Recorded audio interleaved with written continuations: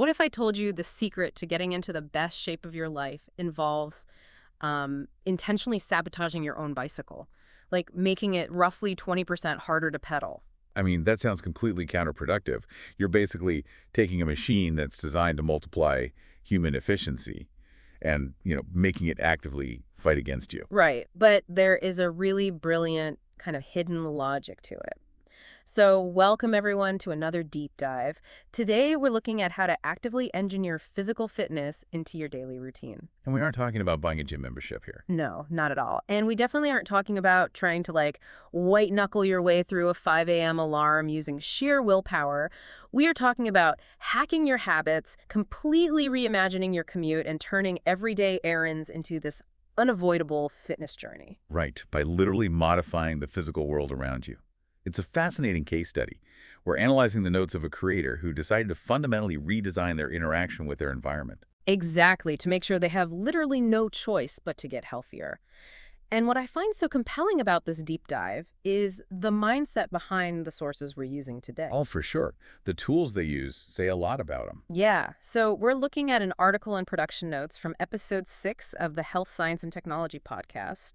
And the creator operating as Genu Services Group, they produced everything using this array of free and open source software. Which is pretty rare to see documented in such detail. Yeah, they used Pop.os, GNU Linux as their operating system, Shotcut for video editing, GIMP for image manipulation, and Zim Desktop Wiki to organize their thoughts. Oh, and they also brought in a proprietary tool, Google's Gemini Notebook, for some data analysis. Yeah. So this tells us exactly who we're dealing with. I mean, this is a person who tinkers. They don't just accept default systems. Right. They customize their digital environment to suit their specific needs. So, okay, let's unpack this because it makes total sense that they would take that exact same tinker and modify approach to hacking their own life and physical fitness. The end goal here is pretty bold. They want to replace 50 to 75% of their car driving with a heavily modified Genesis Roadtech 6061 road bike. But to understand the plan, we have to look at what sparked it. And it actually starts with a YouTube video and, strangely enough, a musical instrument from the 1990s. Yeah, the saxophone strategy. But before we get to the sax, let's talk about the initial spark. The creator watched a video from Destin Sandlin, who runs the Smarter Everyday channel on YouTube. Right, specifically episode 316, which is titled The Problem with Capitalism. And just to be clear for you listening, we aren't diving into a macroeconomic debate today or taking any political sides.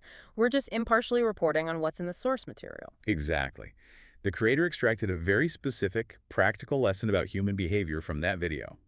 Destin details the struggles his company faced manufacturing parts strictly in the U.S., and he points out a systemic issue with incentives. Like how capitalist systems often pressure business owners to maximize profit. Right. And when profit is the sole incentive, Destin argues it can sometimes come at the direct expense of product quality or, the well-being of the employees and customers.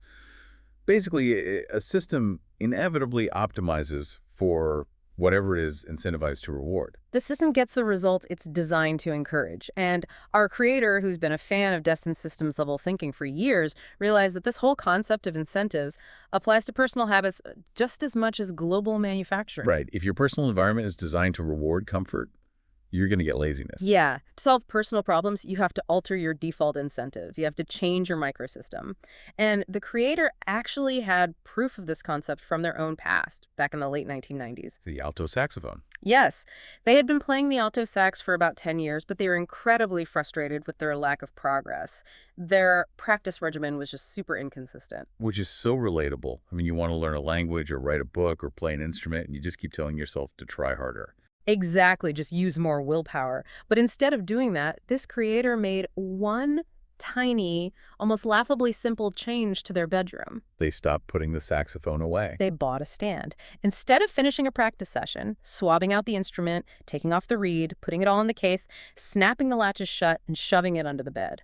They just left it fully assembled in the middle of their bedroom. And the change was instantaneous. The notes say they would wake up in the morning and immediately start playing just because it was accessible. What's fascinating here is the underlying behavioral psychology. It's all about friction. We usually assume the barrier to doing something difficult is a lack of motivation. Right. But very often, the true barrier is just the number of steps between you and the action. Opening a case, putting on a reed, tightening the ligature, Every single step is a micro decision. And at each step, your brain has the opportunity to intervene and say, you know what, let's just watch TV instead. Mm. By leaving the saxophone assembled, they eliminated the friction. So, wait, the secret to high-level discipline is actually designing your environment so you can afford to be lazy. It's like keeping your running shoes on your pillow so you literally have to move them to go to sleep. Yes, you're acknowledging that your future self will be tired or distracted. Hmm. So you build a physical environment that gently forces that future self into the desired behavior anyway. And now, almost 30 years later, they are applying this exact same anti-friction philosophy to physical fitness, which brings us back to the Genesis RoadTech road bike. Right, because if the goal is to stop driving the car and start riding the bike, you can't just rely on the desire to be fit. You have to remove the friction of choosing the bike. And the single biggest point of friction when deciding between a car and a bicycle for an everyday errand is carrying capacity. I mean, a standard road bike is great for moving a human body quickly. But it is fundamentally not built for moving a week's worth of groceries. Exactly. If you need to return a massive bag of empty cans or transport heavy gear, you take the car. The environment incentivizes driving. So to change that incentive, they needed serious hardware. They had to transform the bicycle into a viable utility vehicle. Enter the Burley Coho XC bicycle trailer. This thing is amazing. It effectively turns a sleek road bike into a minivan. The specs on this trailer really do alter what the bicycle is capable of. According to the source, it can haul up to 70 pounds, that's 31.8 kilograms, and it holds 70 liters of cargo volume. Just for a quick visual for you listening, 70 liters is about the size of a massive multi-day hiking backpack. It is a huge amount of space, and we actually have a photograph in the notes that paints this really striking picture. Yeah, that nighttime shot. Right, it's a nighttime shot. The Burley trailer is hooked up to the back axle of the bike. Inside the trailer sits this vibrant, bright yellow dry bag, and it's strapped down incredibly tight under a black bungee cargo net. It looks highly functional, like it means business. It looks like a little spaceship designed for urban survival. And the safety lights really catch your eye. There are two glowing orange-yellow side lights mounted on the back fenders of the trailer and one intensely bright red rear light in the center. It's highly visible and clearly meant for doing real work on actual roads. And if we connect this to the bigger picture, the real-world application is where we see the saxophone strategy applied to fitness. Right, the creator gives two great examples of what actually goes into that yellow dry bag. The first is empty cans and bottles for grocery store returns. What used to be a chore that required the trunk of a car is now an opportunity to burn calories. And the second example brings the whole story full circle. For years, the creator would throw their musical gear in the car to drive to choir and band rehearsals. Now, all of that goes into the Burley dry bag. The alto saxophone makes its return? Yes. But it's not just the sax. Let's visualize this setup because it's extensive. We are talking about the alto sax resting securely in its ergonomic flight case, which is a bulky, padded, custom-molded thing. Right. Along with that, they pack a folding music stand, an Android tablet for reading digital sheet music, and a foot page turn pedal. Oh, that foot pedal is such a great detail. It's a Bluetooth device you tap with your foot to flip pages on the tablet, so your hands stay free to play. Exactly. It's a heavy collection of gear, but all of it fits perfectly into the trailer. The creator even drove the route in their car beforehand just to make sure it would be a manageable, safe ride on a bicycle. The genius here is the complete elimination of the primary excuse. By engineering a setup that can easily transport a heavy saxophone and groceries, they've made the bicycle capable of doing the work of a car trunk. The friction of, I can't carry my stuff, is just totally gone. So you'd think if eliminating friction works, the next logical step would be making the bike as smooth and easy to ride as possible, right? You would think so, especially hauling 70 pounds. But here is where the story takes a turn that genuinely surprised me. Once a bike can carry the load, the creator intentionally makes the bike significantly harder to ride. Right, this is where they embrace the resistance. The Tannis tires ordeal. Yeah, the tire swap. The creator decides to ditch their standard pneumatic tires, the normal air-filled tires we all use, and replace them with Tannis Shield 700 by 32C airless tires. For some context, 700 by 32C is a fairly standard size for a commuter bike. It means the tire is relatively thin, but has a bit of width for stability. But switching to a solid airless tire is a massive mechanical overhaul. Oh, totally. These specific Tannis tires are engineered out of dense foam and rubber to mimic the stiffness of a pneumatic tire inflated to 80 psi. Which means you never get a flat tire, but installing them sounds like an absolute nightmare. I really appreciate the creators' honesty in the notes because we get this very relatable DIY failure. Yeah, they tried to do it themselves first. Right. Their original bicycle rims had an internal width of 13 millimeters. They bought the Tannis tires, tried to put them on at home, and quickly realized a 13 millimeter rim is just too narrow for the tires they bought. And this is a crucial mechanical detail. A standard air-filled tire relies on air pressure to push the edge of the tire, the bead, outward, locking it tightly underneath a tiny hook inside the metal rim. Right. A solid tire doesn't have air pressure, so it has to rely entirely on mechanical fasteners to stay attached to the wheel. And the creator learned the hard way that those fasteners require an exact 18 millimeter internal rim width. So they had to, in their own words, wave the surrender flag. They took the bike to a professional technician to have the old 13 millimeter rims completely stripped out and replaced with wider 18 millimeter rims. But even in defeat, the creator's tinkering mindset is so obvious. They didn't just dump a box of parts on the mechanic's counter. The Tannis installation involves this really unique, highly tedious anchor system. Tedious doesn't even begin to cover it. Yeah. The creator sat down and pre-installed 40 individual plastic pins into each solid tire. Wow. Imagine pushing 40 stiff plastic anchors deeply into incredibly dense, unyielding rubber. And these pins are what eventually snap into the metal rim to hold the tire securely in place. By doing this prep work, the creators saved the mechanic a significant amount of time. Yeah, they handed over the pre-pinned tires, along with the specialized leverage tools required for the job.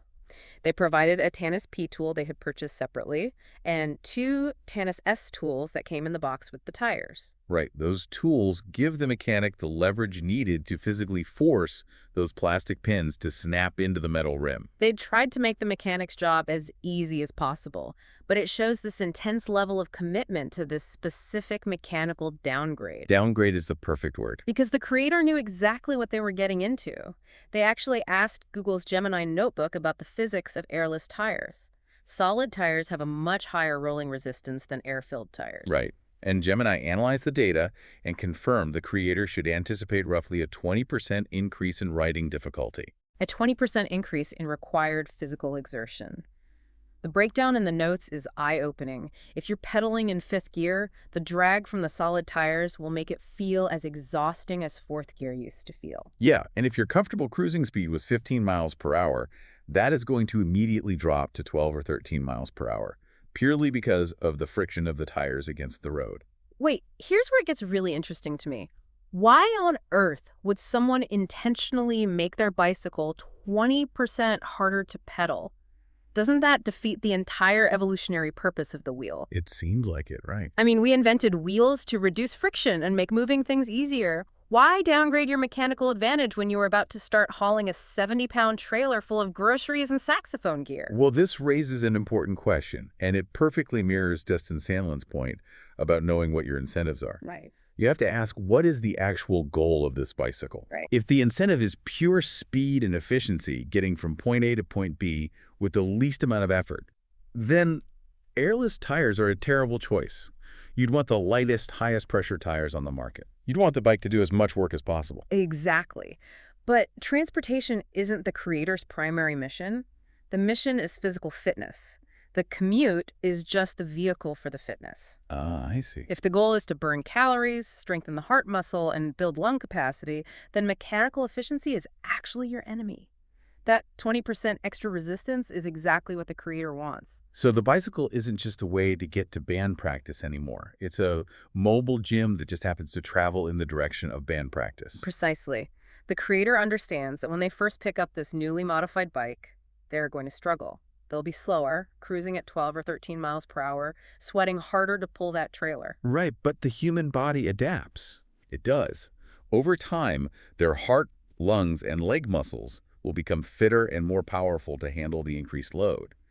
Eventually, they will build up the strength to cruise at 15 miles per hour again, even on those heavy tires. And when they hit that speed, their baseline of cardiovascular health will be exponentially higher than it was before the tire swap. They are essentially wearing a weighted vest, but for their bicycle. It's a brilliant hack because it entirely removes the need to schedule a separate workout. You don't have to summon the willpower to drive to a gym, change clothes, run on a treadmill for an hour, shower, and drive home. No, you just hook up the Burley trailer, hop on your stubbornly difficult Panis tires, and pedal your way to the grocery store. The errand is the workout. It's the ultimate fusion of utility and health. And it really highlights this powerful truth. Physical fitness is a conscious choice about how we move through the world. Absolutely. For decades, modern society has been engineered to allow our cars to do all of the physical labor for us. We've optimized for the lowest possible physical effort. The creator is actively choosing to reject that default setting. They are choosing to let their body do the work instead. And there is a quote included in the notes that captures this ethos beautifully. It's from an avid cyclist named Ryan Van Duzer. He simply states, "I've never owned a car. I ride my bicycle everywhere." And if you look at someone like Van Duzer, the physical proof is right there. You see how incredibly fit he is, and you know immediately that using a bicycle for everyday transportation works. It really is a compelling testament to the lifestyle. Now, the creator of our source material is pragmatic. They fully acknowledge that they still need a car for extremely long distances. Yeah, very few people can just completely sever ties with cars. Exactly. But the paradigm shift here doesn't demand absolute perfection. If you can replace 50 to 75% of your routine short-distance trips with a heavily loaded bicycle, you'll radically transform your health. You're reclaiming hundreds of hours of sedentary driving time and turning it into active, heart-pumping exertion. Right. We've spent this deep dive talking about alto saxophones, plastic pins, and airless tires, but the underlying principle applies to absolutely anything you want to change in your life. We've seen how leaving an instrument out of its case can restart a habit by removing friction. And we've seen how adding mechanical friction to a bicycle can automate a fitness routine. It is entirely about auditing your environment. You have to look at the friction points in your daily life and decide whether they are serving your long-term goals or stopping you from reaching them, which leaves us with a lot to think about regarding our physical spaces. Definitely. But I want to leave you with one final, slightly different thought to mull over today as you go about your routine. We've talked about hacking your physical environment, leaving the saxophone out, making the bike heavier. But what happens when we apply this concept of friction to our digital environments? Oh, that is an entirely different landscape. It is. Think about it. Tech companies have spent billions of dollars engineering all the friction out of our digital lives. Autoplay on streaming services, infinite scroll on social media, one-click purchasing. They've designed systems where the easiest possible action is to just keep consuming. Right, so if physical friction dictates our physical habits, how much of your screen time is dictated by a lack of digital friction? What would happen if you intentionally sabotaged your own phone to make it 20% harder to use? Adding a digital weighted vest, so to speak. Exactly. Maybe you log out of every app after you use it, or switch your screen to grayscale. Adding a tiny bit of friction to your digital habits might just change your default behavior for the better. That's a great point to end on. A huge thank you for joining us on this deep dive into the mechanics of habit, the open source tinkering mindset, and the power of a really stubborn bicycle setup. We love exploring these practical ideas with you. Until next time, audit your friction, question your default settings, and maybe leave your saxophone out of its case today. Take care, everyone.